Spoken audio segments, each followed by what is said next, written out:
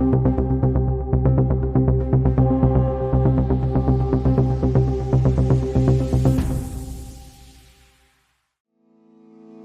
Sobat Urban, Komisi Pemberantasan Korupsi atau KPK kembali memberikan kabar terbaru mengenai kasus dugaan korupsi bantuan sosial di Kementerian Sosial.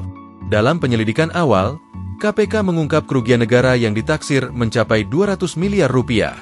Angka ini masih bersifat sementara, karena penyidik masih melakukan perhitungan lebih mendalam untuk memastikan total kerugian yang sebenarnya. Kasus dugaan korupsi distribusi bansos ini resmi naik ke tahap penyidikan sejak 13 Agustus 2025. Hingga kini, KPK sudah menetapkan sejumlah tersangka, namun identitas mereka belum dipublikasikan ke masyarakat. Salah satu nama besar yang ikut terseret dalam kasus ini adalah Rudi Tanusudibjo, seorang pengusaha yang juga kakak dari Taipan Hari Tanusudibjo.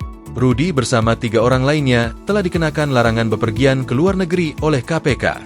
Pencegahan ini dilakukan untuk memastikan para pihak tidak melarikan diri dan tetap kooperatif dalam proses hukum. KPK menegaskan, kasus dugaan korupsi ini merupakan pengembangan dari perkara serupa di Kementerian Sosial sebelumnya.